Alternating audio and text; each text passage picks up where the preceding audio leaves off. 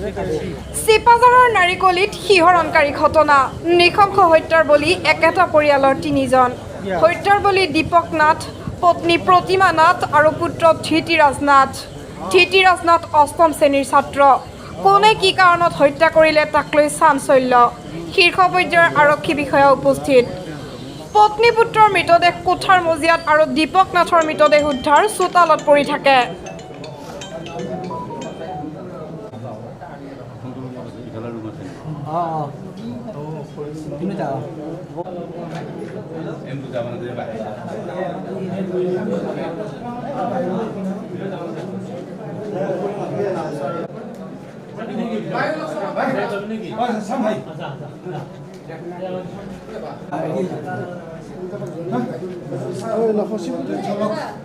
মানুহ লাগে আমাক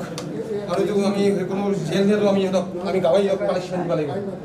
আমাক গাঁৱক দিব লাগিব পাৰ্টি আমাক গাঁৱক দিব লাগে আমাক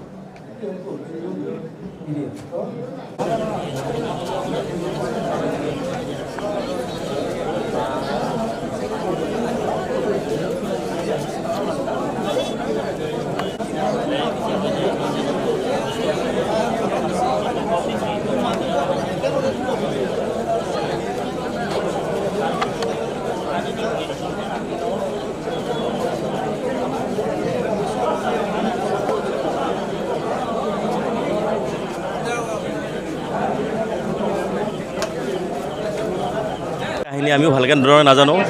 এজন সৰ্বৰাহী লোক সকলোৰে লগত মিলামিছা কৰি থাকে তেখেতৰ অলপ আগত মানে কিছু আগত ঘৰ ইয়াতে তেওঁ নিজাববীয়াকৈ ধুনীয়াকৈ ঘৰ এখন কৰি ধুনীয়াকৈ চলি আছে কিন্তু আজি সন্ধিয়া হঠাতে আপোনালোকে যেনেকৈ খবৰটো পাইছে আমিও তেনেকৈ পাইছোঁ আমি চবে সকলো সন্ধিয়ান হৈছোঁ গতিকে এইটো হত্যাকাণ্ড নে কি অন্তৰালত কি আছে আমি ঠিক নাজানো গতিকে তেওঁৰ নাম দীপক নাথ গতিকে আপোনালোকৰ জৰিয়তে যাতে এইটো আমাৰ এটা পুলিচ প্ৰশাসনে এটা উচিত বিচাৰ কৰে বা আচল তদন্ত এটা কৰে সেইটো আমি বিচাৰিছোঁ